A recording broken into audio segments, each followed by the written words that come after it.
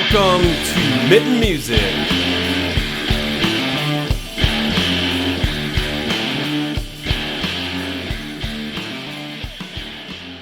We traveled to Jackson, Michigan to attend GIG, the Art of Michigan Music, which highlights visual artists in music, such as photographers, videographers, and graphic designers. We had the opportunity to talk with sound engineer Berkeley Tistle. All right, we got Berkeley, audio engineer. Yep. So, yeah. Here at GIG today, you're supporting this event tonight, but you do this a lot more than just for one event. Mm-hmm. How long you been an audio engineer? Oh, I think I'm coming up on 10 years now. All right. I started back maybe a little bit longer for counting high school, but starting officially about 2016-ish. Okay. And doing kind of odd jobs there and then just progressively going up from there. And now working both not only just in Jackson, but Ann Arbor, Detroit areas, as well as across the state of Michigan. Okay. How did you like first get in the door anywhere? And I guess even like, why did you want to even dabble in this? I always go back to high school with that. I needed something to do, so I started at high school theater, just doing the drama program there. Oops. And we were going to touring around, like learning about the different areas we could do and like work on and stuff. So I'm like, all right, like set design and building was fun, and doing lighting seemed interesting. And then I walked over and they had this giant old Yamaha mixing desk, still with the VU meters on it and everything. And I'm like, that looks really cool. I want to learn more about it. So I kind of just stuck in there, and it kind of stayed ever since. Gotcha. Okay. So after high school, I was like, I need a job. And like, this seemed like the only thing I was really interested in doing. So I just pursued that. There's nothing like a cool piece of equipment to get you interested in something. Like, what is this thing? What does it do? Like, I feel that for sure. That's cool. Absolutely. Yeah. So when you, I know an audio engineer can have different types of jobs, like venues, you're doing that. Have you ever worked with recording music or anything like that, or recording anything audio? Yeah, I dabbled a little bit in the recording side through mostly classes when we would just build and design our own mixes in Pro Tools or whatever DAW we were using at the time. And I did a little bit of that, and that was a lot of fun, but I think I just drew more to live. You could tell that was the route you wanted to go. Exactly. That made sense. It was a lot more fun, a lot more stressful, but I kind of liked it. It was kept me on my toes a lot more than recording did. And I feel like it's more of a night job.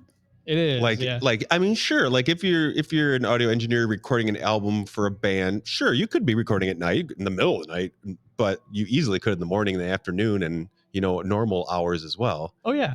But I feel like there's far less concerts that you'd be called to, maybe music festivals, a Saturday thing, but lots of nights, potentially lots of late nights. You got to get used to that kind of lifestyle, don't you? Yeah, definitely. You kind of have to like readjust your sleep schedule a little bit, especially when like in the middle of summer when it's super busy. It's like, okay, cool. I just finished up this gig at 2 a.m. I got to be back up at 5 a.m. to go to this next gig here. Yeah, so it definitely takes a toll on you for sure. Dang.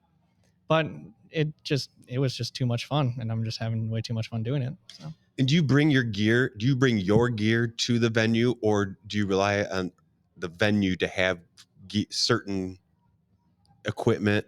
It depends. A mixture. It kind of depends on the situation. Okay. With the job I have now, I work for an audio company, so we send all of our gear out. So I don't really have to bring a lot of my personal stuff with me, which is nice. But it's not necessarily the place you're going to. It's not theirs either. Exactly. So your company supplies it. It gets there. Yeah. That's cool. Then you know what you're going to be using with. Exactly. Yeah. And for the most part, like everything is pretty much the same. There may be a few variances between shows, but for the most part, everything kind of works the same. And if I wanted to bring my own stuff for a specific show, I can. And I've done that in the past, or like in situations like this where I can bring my own microphones and they have speakers and everything else. Ooh. So dang. So do you hear us talking and you're like, man, guys, you EQ'd these mics terribly? No, I'm more like listening to my own voice now. I'm like, oh God. I think everybody does that though. Fair enough. It's like, I'm hearing my own voice. No. So what are some of the venues that you kind of work out of? Primarily nowadays I've been working out of Masonic Temple in Detroit and Royal Oak. That's a cool one. It is a really nice I've place. been there a couple of times. Oh yeah, it's so much fun, and you can get lost so easily. Yes. Like the first thing I always tell tours when they want to go walk around is like, bring a cell phone and a buddy, because you're gonna get lost. Trust me. And I'm always happy when tour managers are like very diligent, especially on like shows and theaters that size. They'll like run around and just set up all the signs like, please go this way, not go this way. That's smart. But not always. And then we always get a call like, hey, we're stuck in the cellar here. Can you get us out? So those are the primary two. And then depending on the gig, it can go vary from like the Russell in Detroit, or we've done Bliss Fest up north. Okay. Yeah. We want to be at Bliss Fest this coming next year. Oh yeah, you should come do up. Do this here. Yeah. Oh yeah. Record and interview, and it is so much fun. We hear about, like, every other band mentions it, that it's like their favorite thing. Oh yeah, it's like, I think I was listening through a couple of your podcast episodes, and I was listening to Spencer LaJoy's one. Oh yeah. It definitely feels like a big kid camp out, like weekend camp out type thing, and it's just so much fun. I'm getting excited already. Yeah, sounds cool. What are some of the performances that you've really enjoyed doing? Working. That's a good question. And you don't have to pick your favorite, because that might be impossible. But yeah, just some notable ones. Notable ones for sure would be recently would have been Chris and Spencer did a dual headlining show at the Arc, which I really enjoyed mixing. Yep. And then short while later, Kylie and Kyle Joe did their show there, and they were very nice to ask me to come mix. We've talked over 4 of those people. Yeah. This is freaking awesome. Very cool. I love it when we know who the person is that's worked with them. Well, we know, we talked to them. It just clicks a little. It's like, it's like, I know those guys. We got it, like, of course, because they're all amazing. Yeah. What is it for you that you would love from musicians?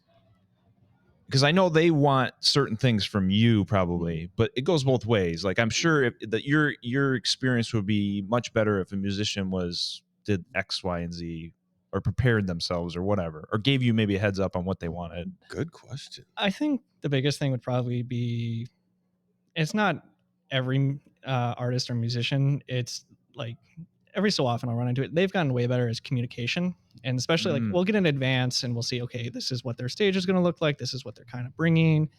But we always try and plan on like, hey, my cousin was in town and they play keys. We want to have their giant weird keyboard rig up for the show. Can you accommodate that on the day of the show? And we're like, what? So it's like, I'm fine with changes and having things added or taken away. That's fine. It's just, hey, let us know. Like, we're here to help. I see it as more of a team sport type thing. And like, yeah, like you're on the stage doing your thing and then we're in the background doing our thing, but it makes it way much better, way more better. Wow, words are hard. It's been a long day. If we're working together and understanding like, hey, this is what I need, or hey, this is what we were initially bringing, but we weren't going to bring it, and preferably before the show. But if it happens on the day of the show, it's not the end of the world. Sure, you can accommodate, but like you said, to make the best experience probably for both ends, if you have all the information ahead of time, exactly, in plenty of advance, you're going to be more successful. Exactly, and holding the microphone properly too. Oh, it doesn't happen as very much anymore, but it's still every single time. Like if I'm doing a spoken word thing, somebody's holding the mic like off here or like way off, and like, why can't we hear the speaker? And I'm like, they need to move the microphone like 6 inches this way. How do you flag them to let them know that when they're probably not looking directly at you while they're doing it? I've joked I needed like a semaphore flags. Yeah, there you go. Get their attention and be like, hey, hold on. A little logo of a person with a microphone right here up to the... Oh yeah, we've had so many ideas over the years of like working goofy shows where like, just hold the microphone here, please. Right. I always wondered about microphones specifically at a concert. Whose microphones are they? But it sounds like it could be different. Does the band ever bring their own microphones? Like, oh yeah. So that's a thing. Yeah, it really depends on the situation. Sometimes, it's like if it's like a national touring act, they have their own mic. Yeah, they know. But if it's like, hey, they're coming to play this venue tonight, and they show up with like, hey, we got this vocal mic we really like. Is it okay if we use it? I'm like, most of the time, I'm like, yeah, go for it. Yeah. The only times I really say no if there's like a glaring issue with the microphone, like it's like cutting out or like there's some ground issue. Oh, like you're during sound check, you can hear you're like, dudes, we cannot use this. Yeah, we gotta try. Or if it's like. And it depends on the space too, which is funny to say to people. Is like, this mic may work here, but if we go to like this other venue, it doesn't really work as well. So let's try something else here. Interesting. So, and I always try and word it as like, hey, this isn't really working. Let's try something like this. So Gotcha. I'm not trying to be the dick and be like, no, Right. we got to use this microphone because this one only works here. Yeah. Let's try it and see if it works. You're trying to get the point across first and then help with the solution. Exactly. Following up. Yeah. And you're providing an alternative. Yeah. It's not like you're saying this isn't going to work. Like, you're doing it the right way, I feel like. Here's what in a nice way saying, I think this is going to be the one that works the best. But right. And it's like, and sometimes it's like that conversation of like, hey, like this mic isn't really working. Here's why. Yeah. Right. A lot of times some of the guys won't say that. They'll just say, hey, it's not working. Let's throw this mic up and let's go. Yeah. If we have the time to do it, I'll say, hey, it's doing this. Let's try something else, or let's see if we can fix it. Sure. Because a lot of times artists will be like, why is it not working? Or why this worked at the last venue? Why is it not working now? Type deal. So it's kind of having that conversation that makes it a little bit easier, but it depends on the artist. Yeah. Yeah. You got to coordinate a lot of things as an artist. I feel like, and you got to know a lot of what's going on. You got to know the pieces, and it's not only so much, like you said, if you're going to, if you worked in one venue every night of the week, it'd be easier because you'd be like, I know this space and I know exactly how it's going to go. And this is the best way it's going to work, especially depending on how many people are in the band or whatever. But if you're going to different places, potentially, I mean, you said you're pretty much hitting a couple spots, but you could be hitting different, like today, this venue might have not worked that before. It's been a long time. So you've got to adjust. Absolutely. And that's kind of like where like you kind of, trying to think of the expression, like where you kind of learn your steps a little bit, like say, hey, okay, like you go and do it at one venue, it sounds great, especially if you're like touring with a band, but then you go to another one and it's like, something's not working. So you got to try and adjust and try and make the best show out of it. Because like, I mean, depending on how much time you have, like doors could be in like 5 minutes and you got to go. Right. So it's trying to make the decisions and say what works, what doesn't work type deal and go from there. Yeah, for sure. Have you ever had a huge problem happen during a show where you're like jaws dropping, like what the F, what the hell's going on? What just like, I don't know. Is there anything like a crazy thing that happened? Unexpected. Maybe it wasn't even a huge problem, but just completely unexpected, but almost throwing you off. I'm going to try and condense the story because it was the first time I ever worked at Masonic.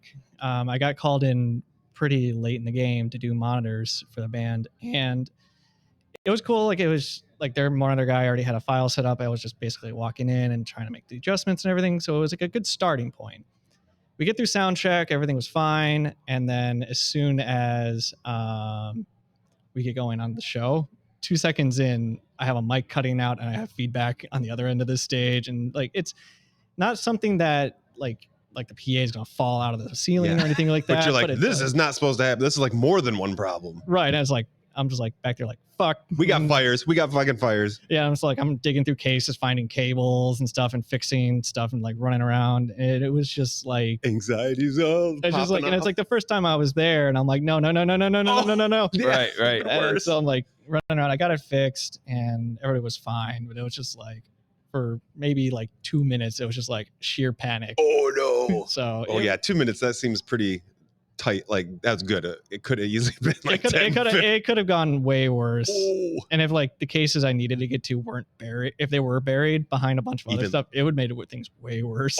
Man. So first time there too of all the times that's gonna happen. Yeah, it was just one of those days, and like thankfully that subsided and everything else was fun. It was a great show. Everybody had a great time, and good. So sweet. They kept asking me to come back, so I'm happy. Yeah, fair enough. Exactly. Fair enough. Yeah. That's awesome. What type of music do you like personally? Oh, it's jumped all around. I'm more of like a metal punk guy for the most part, but I still jump to like folk, acoustic, a little bit of like EDM and techno sometimes if I'm feeling it, and then like some days it's just like let's just listen to Johnny Cash. Why not? Yeah. So yeah. I like this. Yeah. It varies wildly. I joke. I make playlists just like completely random and then just throw it on shuffle and let's go. Yeah. Like, fair enough. It's just a grab bag of whatever I'm listening to lately. Fair. Do you think this job and seeing different musicians over the years has changed what you enjoy?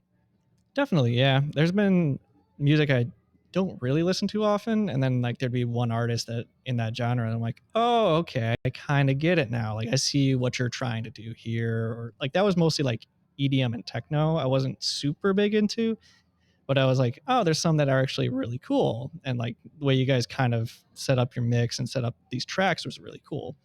I wouldn't have, I still don't listen to it as much as like metal or punk or anything, but I've definitely grown more appreciation for music like that or like any other genre that I didn't really listen to and didn't really appreciate as much as I should have. And now that I'm in this job and I work with so many different artists, it's like, oh, I finally get it now. This is what you're trying to do. I get it now. Yeah. Yeah. I'm curious what one or two of the EDM artists could be. Oh, I'm just curious because I want to compare it to what I think for myself. Because I everything you like, your types of genre, like similar to my style. Like I like all that stuff. I do like EDM. I've gotten into over the last 10 years, but it's not. I don't listen to it all the time. Yeah. But I bring it out sometimes, and I'm curious what artist kind of struck you. The one I could think of, the only reason is because I did 2 nights of his show was Excision. Oh, I used to jam Excision all the time. The freaking dinosaur guy. Oh, I know. Everything was dinosaurs and robots. It was insane those 2 nights too. Dang.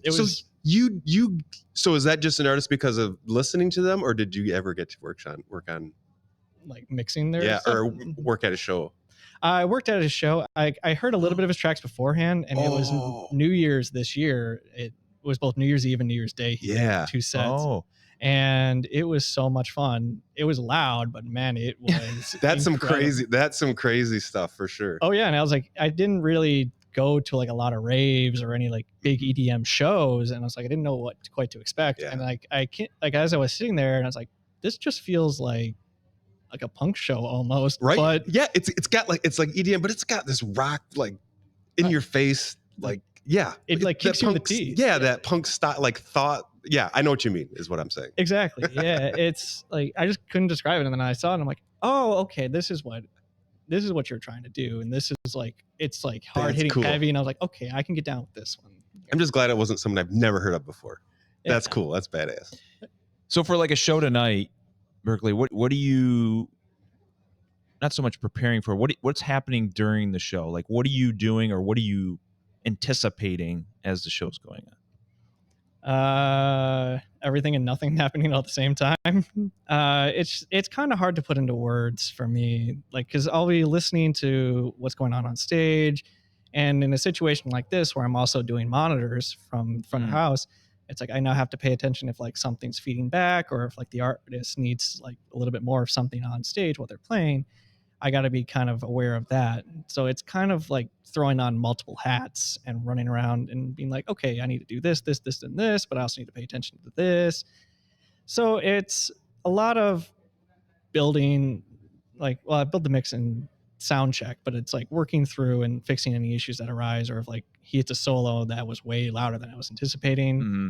It's just kind of anticipating everything to go wrong and nothing to go wrong at the same time. So. And if you haven't worked with the band before, you don't know what to expect per se in their show. So then you've got to adjust. But if you've worked with somebody for several times, then you probably got a little better idea what's going to happen. Exactly. Yeah. So like tonight, like I know I worked with Carbon Decoy last year, and they were a lot of fun to work with. And so, but I hadn't worked with Paper Lanterns or Mazinga at all. So I was really excited. So normally for my prep, I always, if I can, find music online and just start listening to them, or pull up a video of their show and kind of anticipate what they're going to try and do during the show, or like what is their show about, and trying to get prepared for that. But it always could just change in an instant day of show. So cool. So how does somebody, hire you, or they just reach through your company? Is that mostly where you're getting your work? Mostly, yeah. So like they have a few deals with Royal Oak and Masonic where they will rent out equipment and text for shows there. And then everywhere else is like, hey, we're doing this event. We want to have audio. This is kind of our budget, and we kind of go from there. Oh, cool. So it's very much kind of like back on the business side of what can they afford to rent from us, and what within the means can we provide for them to make it a good show. Yeah. Depending on where it's at too. So. Okay. Good stuff. Cool. Berkeley, this was awesome. Yeah, thanks for the time, man. We haven't talked to an audio engineer into this capacity before, I don't believe. No, that's awesome. Not. You're very insightful. Yeah, that was you. sweet. Thank you for And very chill for a guy that's got to be in the moment adjusting, which is probably a good personality to have. Yeah. Yeah, definitely. It's definitely anxiety inducing, but it definitely helps just kind of work through a system of process and just be able all right, I need to go from A to B. How am I going to get there? And it makes it way easier for me. So Cool. thank you so much for having me on the show. For sure. We're excited to hear how it sounds tonight. Yeah. I hope I didn't blout you guys while you're recording something. No. We've been used several times doing this. We're recording 20 feet from the stage with nothing around us. And it is difficult, but we make it work. So this is sweet. We got a little room. Yeah. Awesome. Worked out good. It's awesome. Well, thank you. Cool. Thanks, guys. Yeah. If you like this episode, make sure to subscribe. And also check out our website, themittenmusic.com. Sign up for future information.